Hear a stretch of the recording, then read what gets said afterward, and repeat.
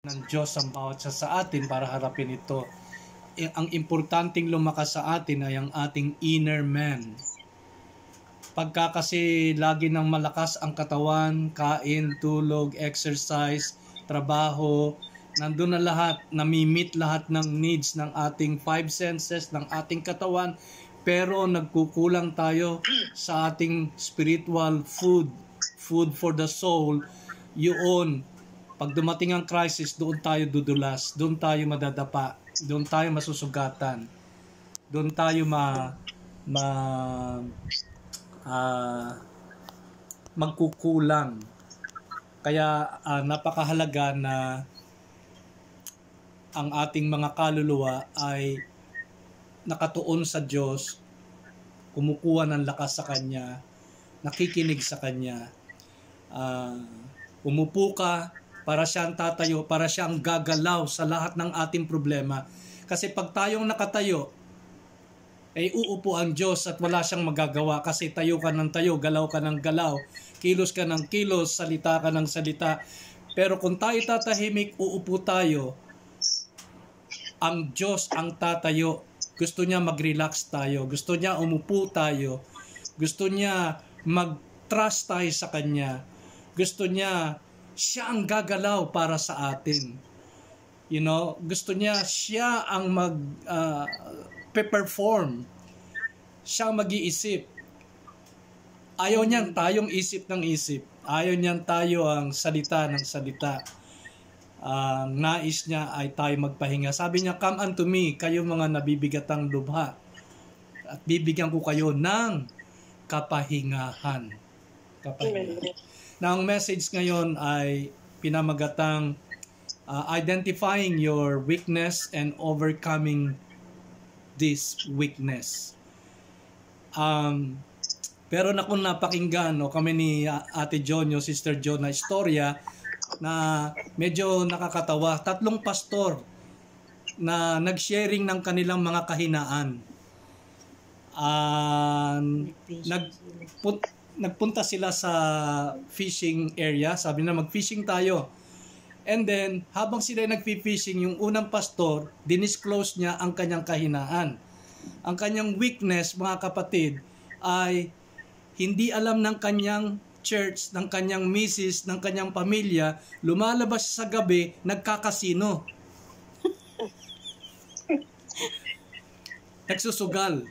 Yung isa lamang pastor, sabi niya, ay, ang weakness ko, tax evasion. Hindi ako nagbabayad ng tax. Hindi ako nagsasubmit ng income tax return sa gobyerno. Ganon ang aking kahinaan. So, nagtitinginan sila. Yung pangatlo, tinanong siya, ikaw, anong kahinaan mo? Sabihin mo na kasi hindi tayo aalis dito sa fishing pag hindi mo sasabihin. Ang kahinaan ko, gossiping. Hindi na nga ako makaantay na umalis tayo dito. Sabi niya.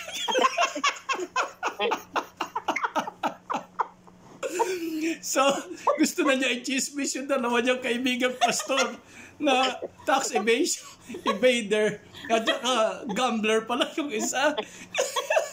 So, mga kapatid, okay, seryoso na tayo. Ang bawat isa sa atin ay merong mga qualities, meron tayong mga strengths, meron tayong mga kapuri-puri. Tama po ba, mga kapatid? Pero meron din tayong karupukan. Meron tayong kahinaan. Babasahin natin sa Hebrews 12:1. Buksan niyo ang inyong mga Bible. Pero babasahin kong version, easy to read version. Okay? Pwede niyo tignan sa NIV, whatever version na kunin niyo. Pero ito, sabi, sa Hebrews 12:1, easy to read version. We have all these great people around us as examples. Their lives tells us what faith means. So we too should run the race that is before us and never quit. We should remove from our lives anything that would slow us down and the sin that so often makes us fall. Sabi ni Apostol Pablo, we should run the race never quit. We should remove from our lives anything na nagpapa-slow down sa atin. Anything na nagpapabigat sa atin. At yung daw nagpapa-slow down na yon, tinawag niyang the sin that so often makes us fall. Bawat isa raw pala sa atin, merong specific na kasalanan o kahinaan na nagpapa-slow down sa atin o madalas tayong nadudulas dahil doon sa kahinaan na yon. Maaaring seloso ka, may taong seloso, di ba? May taong selosa, wala sa lugar, o gossiper, greedy, narinig ko yung salitang greediness, o mainggitin, o kaya, anong kahinaan natin? Temper, pabigla-bigla tayo, o deceiver, o pita ng laman, o pagsisinungaling. Meron ako narinig na salita kanina ng pagsisinungaling, o katamaran, o maaaring tayo sobrang sensitibo, overly sensitive, makahiya. Alam niyo yung makahiyang halaman sa Pilipinas, pag hinawakan mo, titiklop. O meron ba tayong kahinaang mag-compromise sa ating totoong core beliefs and values, spiritual values? O tayo ba ay naawa lagi sa ating sarili at ito ang nagpapabigat sa ating pagtakbo? O poor self-esteem, matampuhin, fault finder, lahat ng makita mong mali, gusto mong sitahin. Gusto mong ilagay ang iyong daliri. Mga kapatid, it is very important para sa ating lahat na ma-identify natin, ma-identify nyo kung ano ang inyong kahinaan. Sa aking pag-a-assess, paggagawa ng assessment, tinatanong ko ano ang high-risk situations mo? Ano ang triggers mo? Ano ang dahilan bakit nami-maintain mo yung cycle? Pag meron silang insight doon, that is an entrance for them to break the cycle. Kung hindi nila ma-identify ano yung high-risk situations nila, ano yung weakness nila, ang cycle ay paulit-ulit. Merong isang lolo na umiglip. Ngayon, yung mga apo niya, kumuha sila ng kesong mabaho, cheese. Pinahid doon sa bigote ng lolo habang natutulog. Pagkatapos, nung naalimpungatan yung lolo, sabi niya, ano yung naamoy kong mabaho? Kanyang ganon. Tapos sabi niya, baka nasa kusina. Pumunta sa kusina, wala namang nakikita siyang kung anong pagkain doon. Sabi niya, ba't pati dito sa kusina mabaho? Pumunta siya sa sala, ang baho pa rin. Sabi niya, I need the fresh air. Lumabas siya ng bahay, sabi niya, the whole world is stinky. Sabi niya ganon. Mga kapatid, minsan, na-immune na tayo sa ating kahinaan. Hindi natin alam na tayo pala'y mabaho na. Napakaganda yung sinasabi ni Brother Mario kanina. Gusto ko express ito, sabi niya.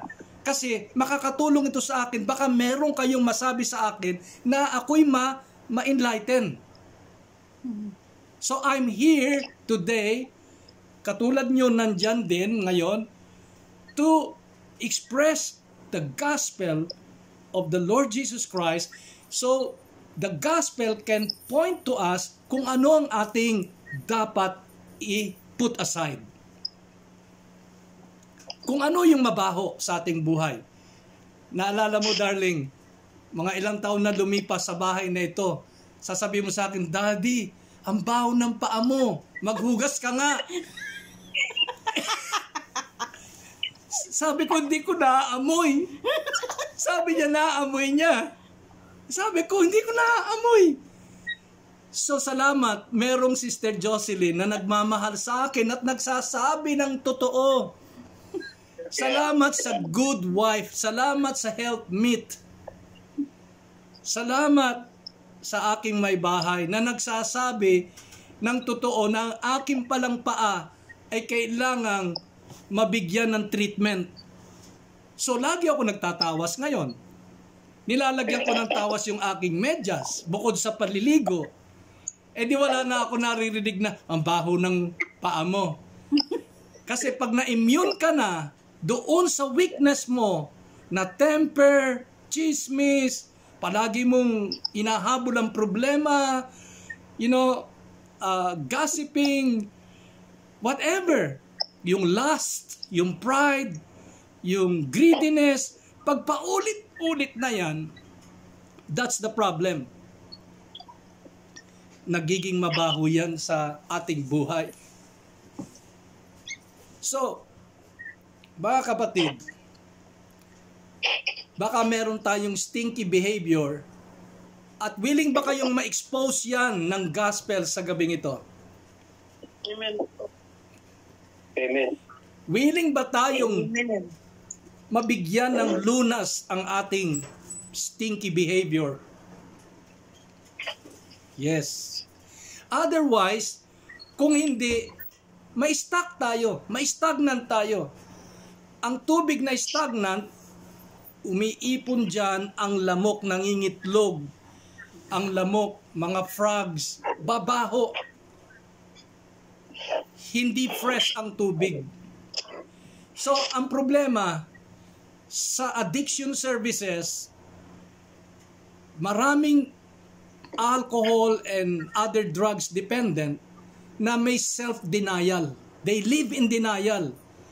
Hindi nila makita na problematic na ang kanilang ginagawang habit. Okay, naalala niyo yung last message na breaking the generational curses and ipasa natin ang generational blessings. So very, very similar tong message na ito. Okay. Ang importante, ma-identify mo ang problema. Kasi, alam nyo, ang diablo, naniwala ba kayo, alam niya ang kahinaan ko, kahinaan nyo? Amen. Kung alam niya, dapat alam din natin. Parang sa boxing, di ba? Sa boxing, yung opponent ni Manny Pacquiao, pag-aaralan niya ang kahinaan, ang strategy, ang kahinaan ng kanyang opponent. Pero kailangan merong coach, si Manny, na magsasabing ito ang kahinaan mo. Ito ang dapat mong palakasin. Ganon din si Lord na coach natin sa buhay. Sasabihin niya sa iyo sa gabing ito, itong kahinaan mo, kailangan mo tong palakasin. Amen po ba mga kapatid? Amen. Amen. Ang diablo, wala nang bagong tricks pang gagawin sa ating kahinaan. Yun at yun. Magmamaneho ka, may nag-cut sa'yo, magagalit ka. Araw-araw, ikakat ka. Walang bagong tricks. So, anong gagawin natin? We have, mga kapatid, we have to identify kung ano yung kasalanan o kahinaan na laging nadudulas tayo. Amen po ba mga kapatid? Amen. Amen. Kailangan maging honest tayo. Tanggapin natin sa ating mga sarili. Sabihin natin, Lord, ito po ang aking kahinaan. Ako po'y pabigla-bigla. Ako po'y madaling magtampo. Ikumpisal po natin. Sabihin natin, Panginoon, Baka naman 20 years na yung kahinaan na yan. Ang hirap naman, 20 years na, ganyan pa rin tayo. Bakit tumatagal ng 20 years? Bakit tumatagal ng 40 years? Kasi self-denial. Hindi tayo nakikinig. Hindi natin hinihingi ang Diyos na tulungan tayo sa ating kahinaan. Amen. Matthew 26 verse 41. Sabi ni Jesus, pray that you don't enter into the temptation.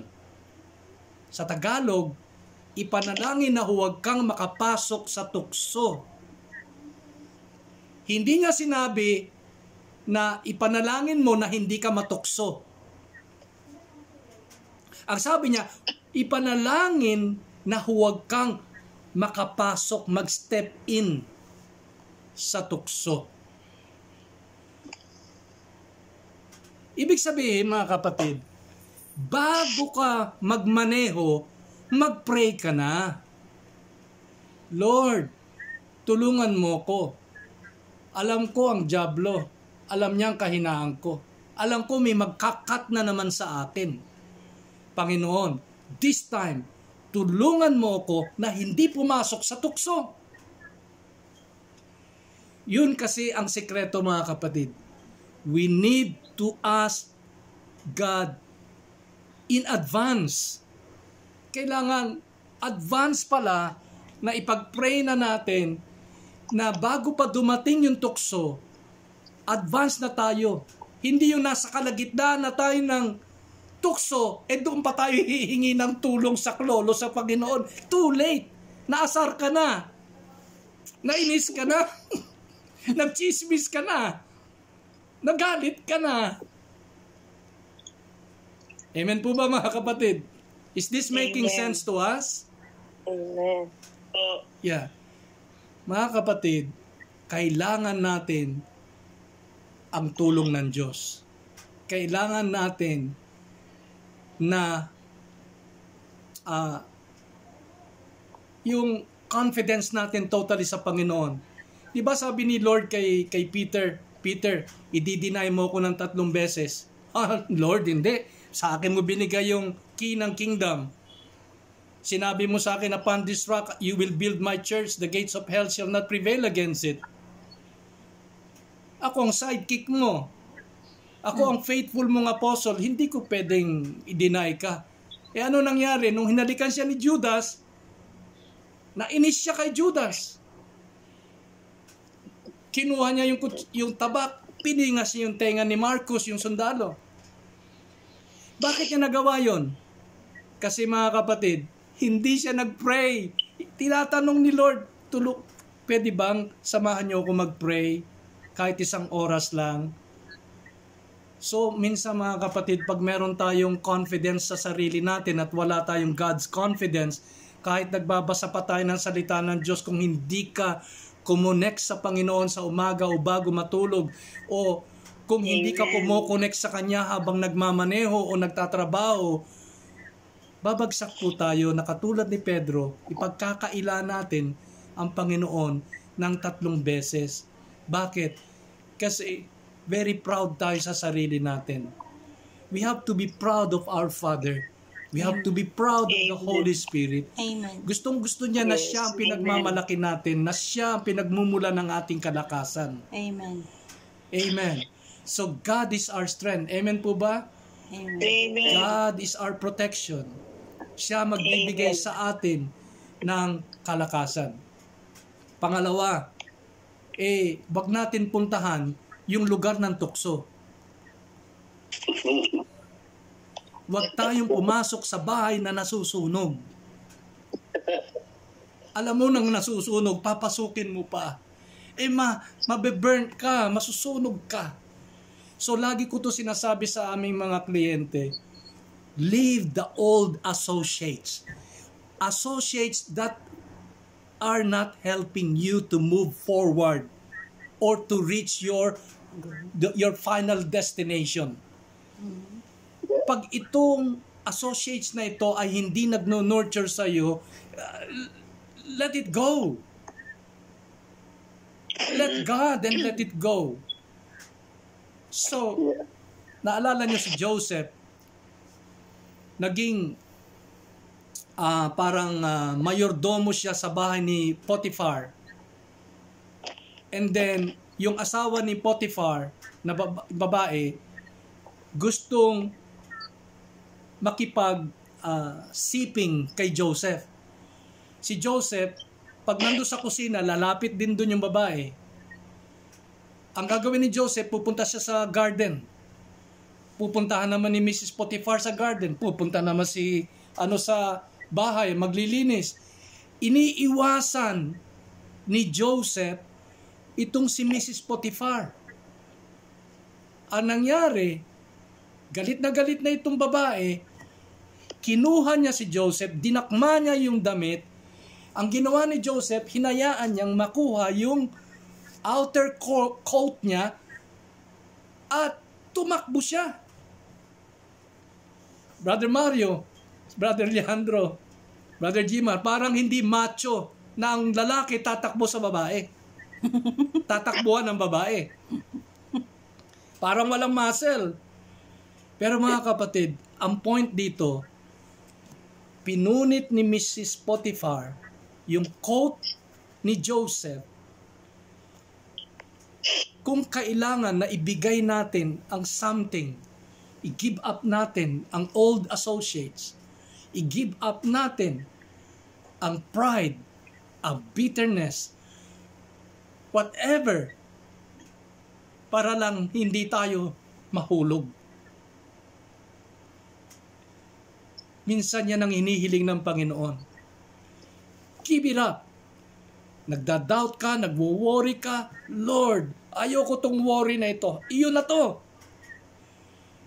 Nag-aalala ko, Lord, iyo ito. Ayoko ito. Lahat na nagpapabigat sa'yo. Alam niyo mga kapatid, ang gaan-gaan ng kalooban naming mag-asawa. Napakagaan. Punong-puno ng kapayapaan. Puso namin, pag-iisip namin. Bakit? Siya. Binigay na namin lahat. Siya. Ang susi ng lahat.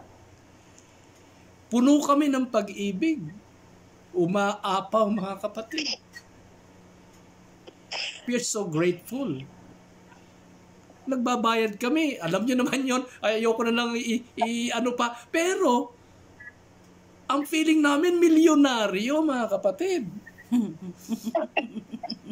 Feeling namin ang kapayapaan, ang pagmamahal, ang pagpapatawad, another level of love, another level of forgiveness, another level of understanding. The Lord has promoted us. Minsan, ang problema hindi nawawala. Bakit? Kasi ang gusto ng Diyos mawala yung kahinaan natin. Amen. Sometimes the Lord is using the oppressors, the greedy people, para silang sandpaper, para tayo'y mapolish, mga kapatid. Amen po ba? Amen. Amen. Magtatapos na ako, mga kapatid. Kahit matagal, Pastor. Ha? Kahit matagal. Kahit matagal, okay. Napanganga Sister John. Okay. Yeah, recorded ito, nire-record ni Sister Jo. Okay. Now mga kapatid, napakinggan po namin itong kwento kung paanong ang Eskimo pumatay ng wolf. Ang ginagawa niya, kukuha siya ng matalim na blade. Tapos babalutan niya ito ng dugo ng hayop. Tapos patutuyuin niya. And then babalutin niya ulit. Patutuyuin niya. Babalutin niya ulit. Babalutin hanggang umabot ng 1 inch ang kapal ng dugo ng hayop doon sa blade. Pagkatapos nun, dadalhin niya doon sa lupa, puno ng snow, itutusok niya. Sa gabi, ang wolf, grabe kasensitibong amoy nila. Maamoy niya yung dugo. Ang gagawin nitong wolf, didilaan niya. Pag nalasahan niya yung dugo, didilaan niya. Papaspasan niya. Didilaan niya ng didilaan. Hanggang hindi niya alam, nai-sting na, nai-slice na yung dila niya, ang nahihigop niyang dugo, sarili na niyang dugo.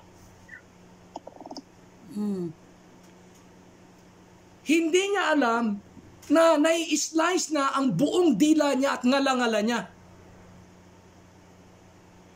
Dahil sarap na sarap siya sa dugo. Talagang inspired siya. Wow! Wow! Kinabukasan, lalabas ang Eskimo sa kanyang bahay. Pupuntahan niya kung saan niya nilagay yung tusok, yung blade. Makikita niya ang patay na wolf. Anong lesson dito mga kapatid? Ang kasalanan, ang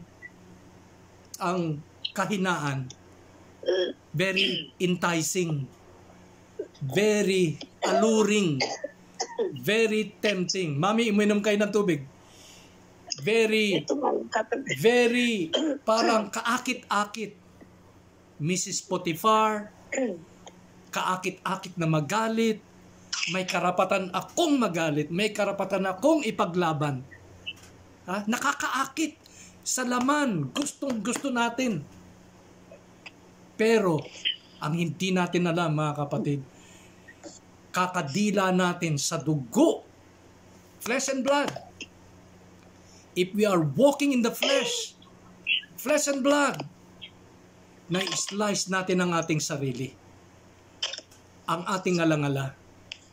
Hanggang matatagpuan tayo na patay. Ano ang kahinaan mo, kapatid? Ano ang kahinaan mo? Anong weakness? Ano ang hinihingi mo sa Panginoon na alisin ito? Yes, tama. You have to identify it. You need to tell God. You need to ask God in advance bago dumating ang tukso. You need to run away. You need to give up something para hindi tayo mahulog. Nawa pinagpala kayo ng Panginoon, mga kapatid, sa mensaheng ito.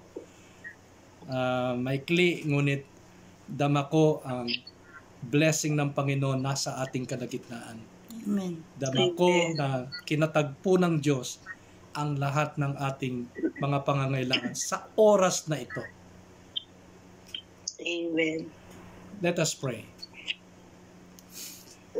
God Almighty, salamat sa iyong mensahe. Salamat higit sa lahat sa iyong presensya. Salamat nang usap kang muli sa iyong mga lingkod, sa iyong mga tao.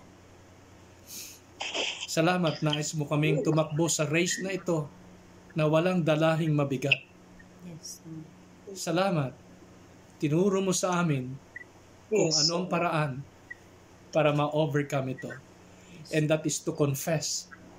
Amen. Kung ano man yung mababaho sa aming buhay. Yes, sir. Tulungan mo, magbukas kami ng 100% open sa iyo. Search our heart, Lord. Search our hearts. Amen. Tulungan mo kami. Palakasin mo ang aming inner soul, ang inner man namin, Lord. Yes, sir. Kaysa sa Yes, outer Lord. man. Kaysa pita ng laman. Pita ng mata. Pride of life. Yes, Lord. Jesus. Continue to feed our souls. Visit your people. Yes. Liberate them, Lord. Hallelujah. Thank you. Tulungan mo ang bawat isa na ma-overcome ang kahinaan. Yes. Tinataas namin ang lahat ng mga prayer requests sa iyong pangalan. Yes, Lord. Lord, one touch, one favor, Lord, isang hipo mo lang, si Kael, Yes. ang dinadala ni Brother Mario, Yes, Lord. Yes, Lord. at dalahin ng Mami, Daddy, ni Sister Red ng buo nilang pamilya. Yes, oh God. Ikaw ang Diyos ng Himala. You can do this, Lord. Yes, God. Hallelujah. Let the greatest, most powerful force in the world penetrate their hearts. This is, thus said the Lord, the love of God. Thank you, Lord. Pag umapawin mong pag-ibig, Panginoon. Thank you, Jesus. Dahil ang pag-ibig mo, walang alam na pain. Walang alam, Panginoon, na injustices. Yes, God. Nako-cover lahat ito, Panginoon. Yes, Jesus. I'm not saying, and you're not saying, na walang consequences. There is consequences. But we are not praying for the consequences. Yes. Sabi mo, ipag-pray ang mga umuusig. I-bless Yes, Lord. ang mga umuusig. Yes, Lord. Meaning, alam mo kung anong blessings na kailangan nila. Yes, So Lord. bless them. Bless them, Lord Jesus. At i-restore mo ang health ni Kael. Yes. I-provide mong means, Panginoon. Yes, Lord Jesus. Meron kami rito, maliit lang. 5 tinapay, 2 isda. Kung nais mong gamitin ang maliit na bagay na nasa amin, Lord, we are offering it to you Yes. para Lord. makatulong sa pamilya ng Batan family. Yes, Lord. Yes. Thank you, Lord. Thank you so much. Thank you, God. Maraming salamat po sa iyong blessing sa gabing ito. Yes, Jesus. In Jesus' mighty name, we claim the victory Yes, tonight. oh God. Thank you, Lord. Amen. Amen and amen and Thank amen. you, Jesus. Amen. Thank you. Thank you, Lord.